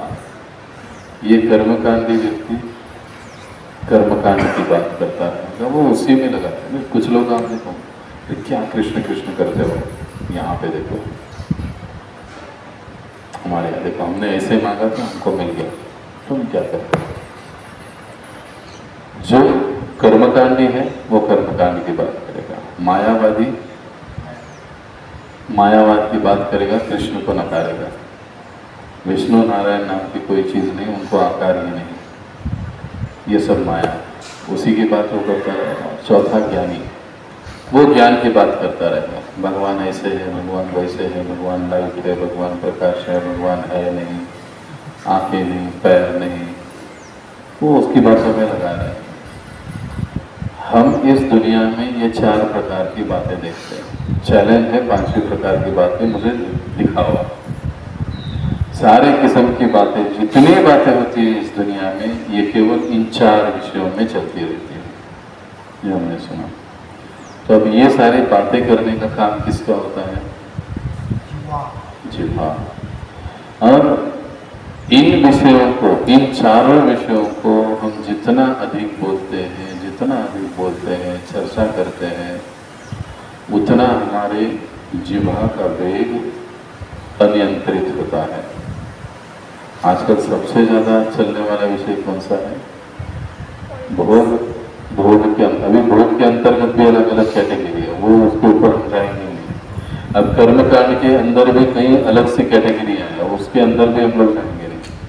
लेकिन एक कैटेगरी सज्जन क्या फिलहाल क्या चल रही है? Election, Modi government. हर किसी को देखो, चौराहे पर लो, घर में लो, टीवी के सामने, उसी के ऊपर लगा हुआ है, दूसरा कोई बात नहीं। तो भक्ति सिद्धांत सरस्वती ठाकुर क्या कहते हैं कि इन विषयों पर बोलते रहने से हमारे जो जिह्वा का वेग है वो कभी भी नियंत्रित नहीं होगा। और ये विषय हम बोलते हैं, इसका मतलब क्या है?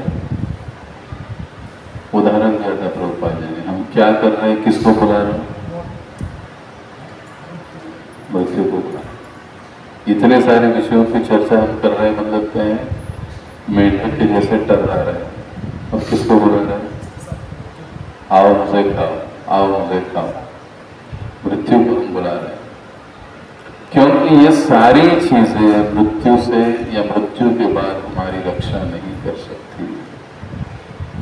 अभी जब हम जिह्वा को कृष्ण में केंद्रित करते हैं, अब जिह्वा को कृष्ण में केंद्रित कैसे कर सकते हैं? वारंवार उनकी कथा करने से, सुनने से मन को कृष्ण में केंद्रित कर सकते हैं, बोलने से जिह्वा को हम केंद्रित कर सकते हैं। देखो ये समझने जैसी बात, सुनने से मन को कृष्ण में केंद्रित कर देते हैं और कथा करने से। इसलिए प्रभुपाद जी क्या कहते हैं? जितना समझा है उतना जाके बताओ। कारण क्या है कि तुम बोलोगे तो तुम्हारी जिह्वा जो है वो कृष्ण में केंद्रित हो जाएंगे और अनाप शनाप करने की बीमारी से तुम बचोगे। तो इसी के अंतर्गत जो है वाणी के वेग के अंतर्गत भक्ति सिद्धांत सरस्वती ठाकुर कहते हैं कि कई लोग पुस्तकें लिखते हैं, बड़ी बड़ी कथाएं, कादंबरियां और न जाने क्या क्या लिखते हैं।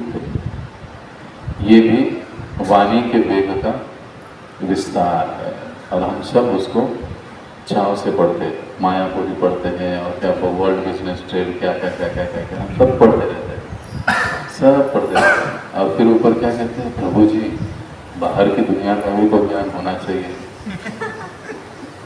कि जितना होना चाहिए उतना काफी है, लेकिन पैसे देकर खरीद कर पढ़ने की जरूरत नहीं है। लेकिन कहने का मतलब है कि वाणी का वेग, ये जो पुस्तकें लिखते हैं उनको पढ़ना उसके अंतर्गत भी आते हैं, क्योंकि वो बोल नहीं सकते इसीलिए लोगों को लिखकर एंगेज कर रहे हैं। ये भी वाणी के वेग के अंतर्गत आता है। अब वाणी या जिह्वा वेग के अंतर्गत आता है। अभी मनस वेग को भक्ति सिद्धांत सरस्वती ठाकुर, अभी ये पेज नंबर 6 और 7 ही चल रहा है पूरा, जिसमें भक्ति सिद्धांत सरस्वती ठाकुर जी के तात्पर्यों से प्रभुपाद जी हमको समझा रहे हैं कि मन का जो वेग है ना, उसके 2 भाग होते हैं। ये थोड़ा सा कठिन है समझने के लिए, लेकिन हमको पता होना चाहिए कि क्रोध कैसे उत्पन्न होता है। सबसे पहले वे कहते हैं कि मन का वेग और क्रोध का वेग, का जो वेग होता है, मन का वेग, उसके दो भाग होते हैं, मन का वेग और दूसरा क्रोध का वेग। इसको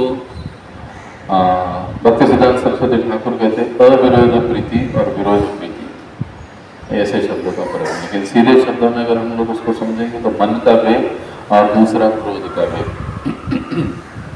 अभी यह जो मन का वेग है, ये हमारी जो अनियंत्रित आसक्ति होती है किसी वस्तु में, किसी व्यक्ति में, इन चीज़ों में, किसी बातों में, प्रतिष्ठा में, फेम में, उससे मन का वेग उत्पन्न होता है। उससे ये हमारी आसक्ति जो है और अनियंत्रित होती जाती है और मन का वेग तीव्र होता है। अभी एक समझिए कि मन का वेग उत्पन्न होने का, मन का वेग मतलब क्या है, ये इसको समझो पहले। मन का वेग मतलब मन का चंचल हो जाना, अति चंचल हो जाना, अनियंत्रित हो जाना, अलग अलग विषयों पर बार बार सोचते रहना। अभी 10 मिनट में ये विचार आता है कि 11वें मिनट में दूसरा विचार चालू हो जाए, ये 15वें मिनट में तीसरा विचार। ये मन की चंचलता है, ये मन का वेग है। अच्छा, ये जो मन के वेग है, ये मन के वेग कैसे उत्पन्न होते हैं? भक्ति सिद्धांत सरस्वती ठाकुर कि जब हमको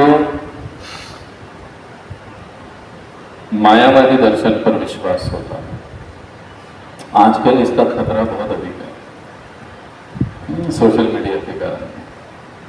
सभी ऐसा लगता है कि प्रभुपाद जैसे बोलते हैं वैसे ही प्रभु जी ये भी बोलते हैं, तो हमको यहाँ पे सावधान हो जाना चाहिए। परंपरा के बाहर जाने की जरूरत, गुरु के शब्दों के बाहर जाने की जरूरत नहीं है। प्रभुपाद जी की पुस्तकों को छोड़कर बाकी के साहित्य को पढ़ने की जरूरत, मन का वेग मन जगह पर रहेगा। कई आजकल तो कई संख्या बढ़ रही है, लोग आते हैं हमारे पास, वो महाराज जी ऐसे ऐसे कहते हैं, लेकिन हमारे यहाँ तो ऐसे नहीं होता है। तो भाई जा क्यों इतना दिमाग को तकलीफ करनी, जबकि प्रभुपाद जी और चैतन्य महाप्रभु जैसे साक्षात भगवान हमारे संप्रदाय में आ चुके, तो तुमको बाहर देखने की जरूरत क्या है? क्यों विचलन पैदा करते हो?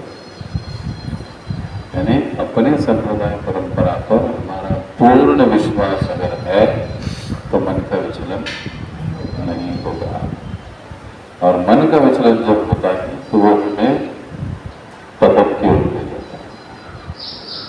सबसे खतरनाक है ये मन का विचलन। क्रोध से अपराध होगा, उससे बच सकते हैं वाणी के वेग से। हाँ, वाणी के वेग से कुछ उपाय से हम बच सकते हैं, लेकिन जब मन का वेग नियंत्रण में नहीं रहेगा, मन अगर इस प्रकार से विचलित होगा तो हमारा अधपतन बहुत तेजी से होता है। जब व्यक्ति की कर्मवाद में श्रद्धा रहती है, कर्म ही भगवान है, तो मन का वेग नियंत्रण में नहीं आता। और जब हमको भाग्य से अधिक या भगवान की व्यवस्था से अधिक हमको भौतिक योजनाओं पर विश्वास होता है, तो मन का वेग अधिक होता है। इन चीजों पर जब हम विश्वास रखते हैं, ये जो 3 चीजें बताई, तब हमारे मन का विचलन बढ़ जाता है, मन की चंचलता बढ़ जाती है। और जब यह हमारी इच्छाएं पूर्ण नहीं होती है, कौन सी इच्छाएं? जो हम भौतिक आसक्ति या भौतिक विषयों के बारे में अलग अलग कामनाएं करते हैं, हमारी इच्छा पूर्ण नहीं होती है, तब हमारा क्रोध प्रकट होता है, जिससे कहा जाता है, जिसको विरोध युक्त क्रोध कहा जाता है। यानी कोई चीज हमको नहीं मिल रही है तो हम क्रोध प्रकट करते हैं। विरोध युक्त प्रीति, भक्ति सिद्धांत सरस्वती ठाकुर। अभी ये शब्द समझने में थोड़े कठिन लग सकते हैं, इसलिए उनको हम लोग इसको एक सिंपल शब्द से समझते हैं कि जब हमारी इच्छा पूर्ण नहीं होती है तो क्रोध का प्रकट होता है, और उसी को ये कहा जाता है, जैसे हमने मन के वेग की 2 बातें बताई, तो क्रोध का वेग उत्पन्न होता है। इसलिए मन के नियंत्रण को सबसे अधिक महत्व दिया जाता है। जिह्वा और मन का वेग अब चर्चा करने के बाद भक्ति सिद्धांत सरस्वती ठाकुर या प्रभुपाद जी आगे शरीर के वेग की बात करते हैं। अब हम आगे पढ़ेंगे और यहाँ पर रुकेंगे, तो आगे इसके पैराग्राफ को पूरा करेंगे। कहाँ पर थे हम लोग? Page number 7। इसी प्रकार ना स्टार्ट करें। यदि केवल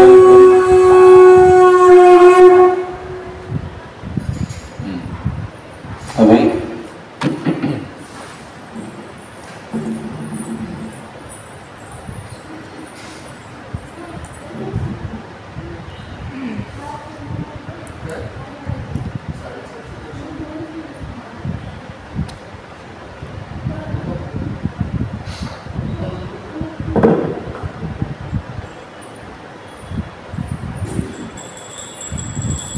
बोलो श्री श्री राधा कृष्णचंद्र भगवान की जय।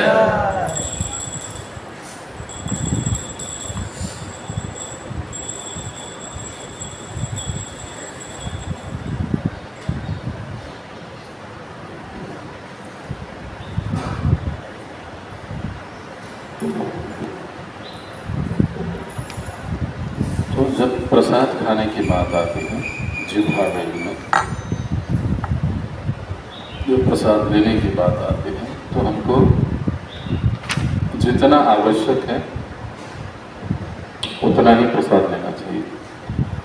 प्रसाद अच्छा है इसके लिए ज़्यादा प्रसाद लेना भी इंद्रिय तृप्ति का है, भले ही वो प्रसाद क्यों ना हो। प्रसाद अच्छा है, ज़्यादा ले लें, इंद्रिय होना, भले ही हम प्रसाद ले लें। तभी जिह्वा की तृप्ति के लिए जब हम अलग अलग पकवान बनाते हैं, भगवान को भोग लगाते हैं। आज मुझे पाव खाने की इच्छा है, तो मैं आज भगवान को भोग में क्या बनाऊंगा? मुझे पाव भाजी खाने की इच्छा हो रही है, या घर के सदस्य ऐसे कह रहे हैं कि आज मम्मी पाव भाजी बनाओ, तो फिर हम पाव भाजी बनाते हैं। क्या ये भगवान की सेवा हुई? और अगर हम लोग इस प्रकार से कर रहे हैं तो हम क्या करते हैं कि हम लोग भगवान को एक मशीन बना रहे हैं।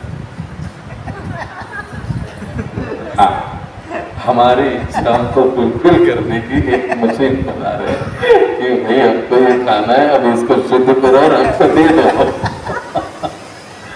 तो इसमें हमको सावधान रहना चाहिए।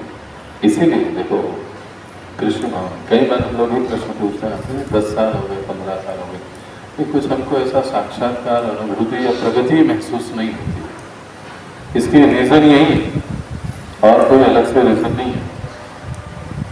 हमको ये खाना है इसके लिए हम लोग ये कर रहे हो, खाना है इसके लिए वो कर रहे हैं, नहीं।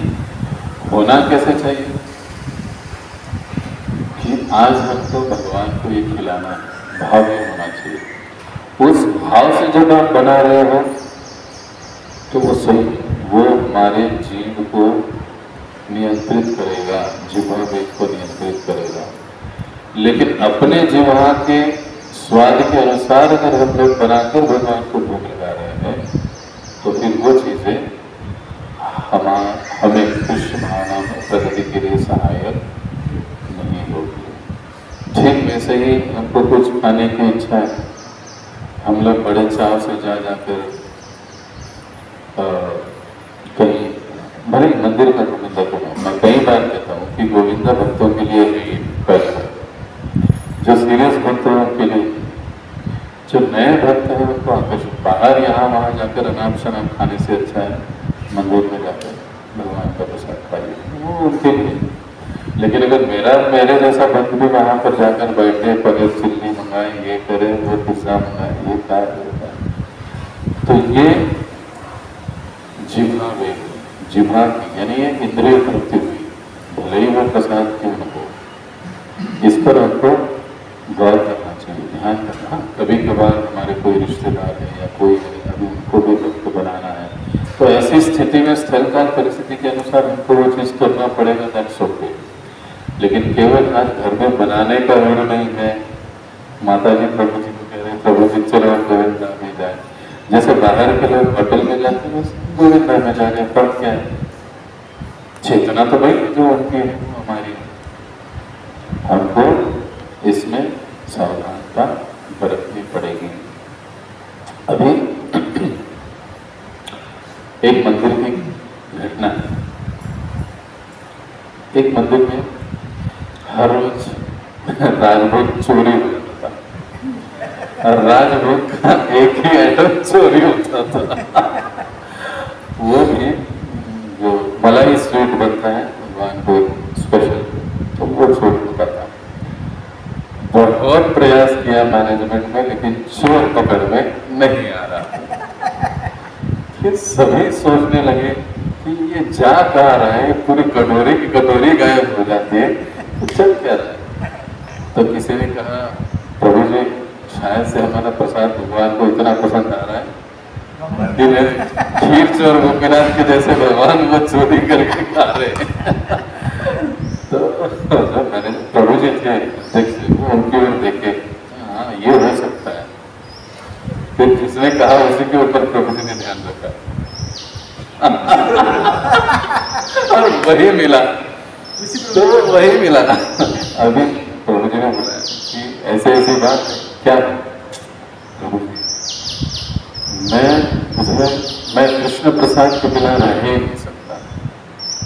मुझे कृष्ण प्रसाद बहुत अच्छा लगता है और उसके लिए मुझसे कंट्रोल नहीं होता। जब मैं प्रसाद सामने देखता हूँ तो बस, तो फिर प्रभु जी कल के प्लेट में हमने देखा करेले की भी सब्जी थी, तो आपने उसको क्यों नहीं उठा अगर आप प्रसाद के प्रेमी थे?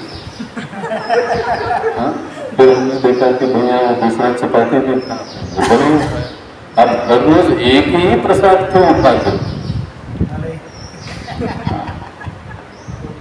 ये इसलिए कि आप प्रसाद हुए तो बड़े चढ़े थे, उन्होंने बहुत प्रेम से समझाया आपको, क्योंकि ये चीज आपको बड़ी पसंद है, इसके लिए आप ये सोच रहे हो कि क्या है, मैं प्रसाद का प्रेमी हूँ। लेकिन आप प्रसाद के प्रेमी नहीं हो, आप अपनी जिह्वा के तृप्ति के प्रेमी हो। आप प्रसाद के प्रेमी नहीं हो, नहीं तो आपको सब कुछ खा लेना चाहिए था, उठा लेना चाहिए था। कहने का तात्पर्य कि हम अपनी इच्छा के अनुसार जब खा रहे हैं, बना रहे हैं, तो वो कार्य हमारा कृष्ण भावना के अंतर्गत या भक्ति के अंतर्गत नहीं रहेगा, वो इंद्रिय भोग के अंतर्गत है।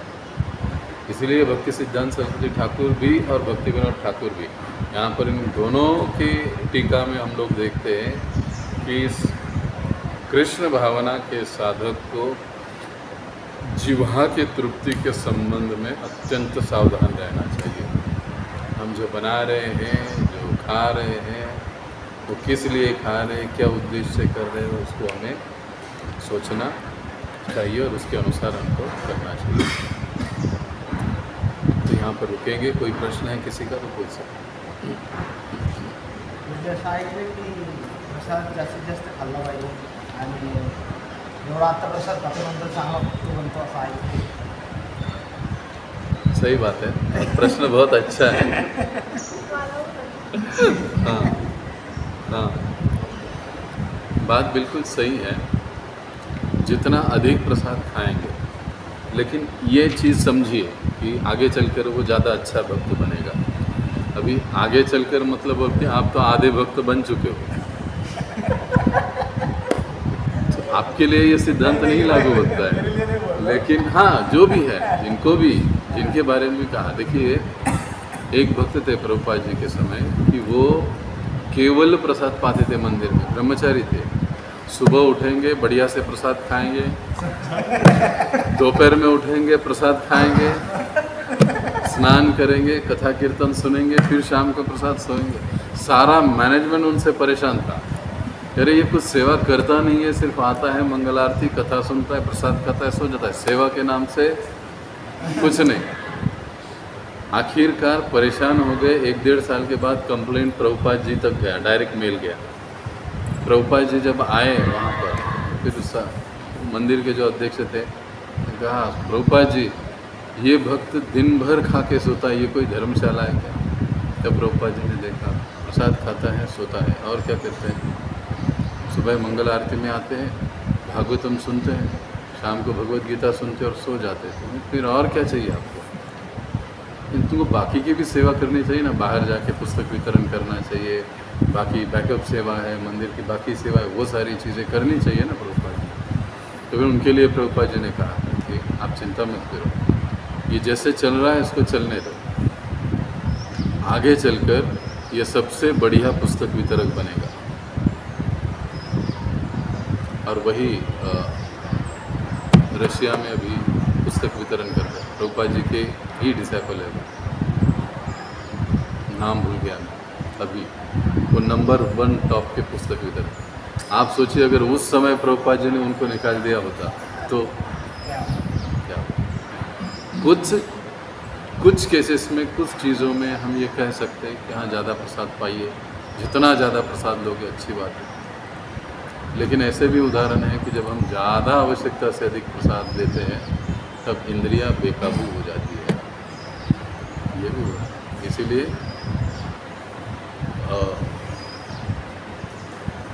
गीता का एक श्लोक है, न कम न ज़्यादा, स्टार्टिंग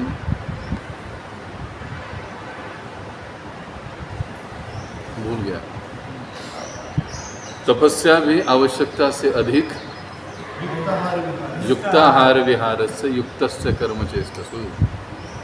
वो श्लोक में भगवान इस बात को कहते हैं। ये वाक्य उनके लिए है जो बिल्कुल ही भक्त नहीं है, भक्त बनने के मूड में नहीं है, उनको बस खिलाते रहो, एक ना एक दिन हम भक्त बन जाएंगे। लेकिन जो ऑलरेडी भक्त है या कृष्ण भावना में चल रहे हैं, आगे बढ़ने की कोशिश कर रहे हैं, उनके लिए ये वाक्य नहीं है। उनको जितना आवश्यक है उतना ही खाना चाहिए, जितना ज़रूरी उतना। ऐसे भी नहीं कह रहे कि हम षड गोस्वामी पे जैसे 3 बूंद छाछ पी कर रहो, लेकिन जितना ज़रूरी है शरीर को लेना चाहिए।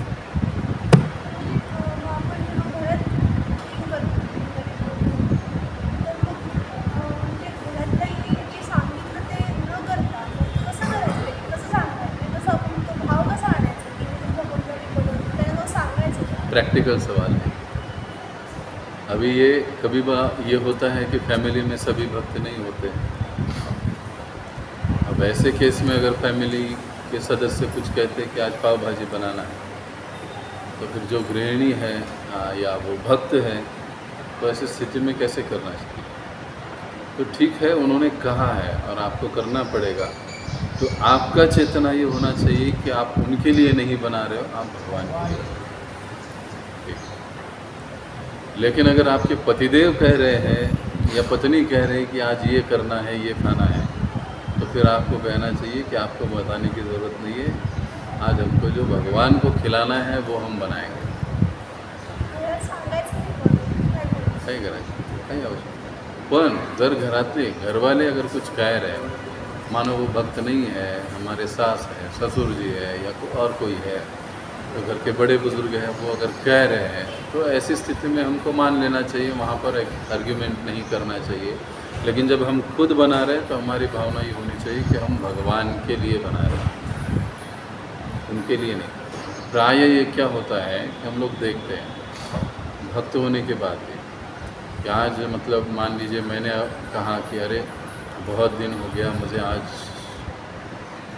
खिचड़ी खाने की बड़ी इच्छा है, तो अब हमारी लक्ष्मण की मम्मी कहती ठीक है आप बना देंगे।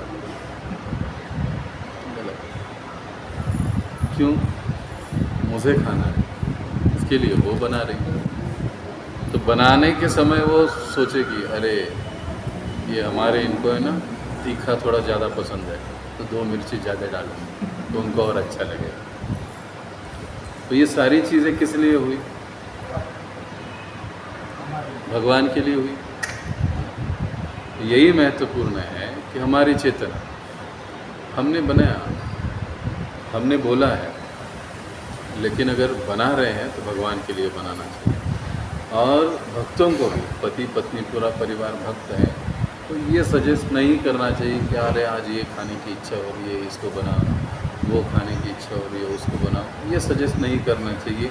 ये डिपेंड्स जो किचन के स्वामिनी है उनके ऊपर रखे, और उनका भाव ये होना चाहिए कि भाई हम भगवान के लिए आज हमको ये बनाना है, भगवान के लिए आज हमको वो करना है।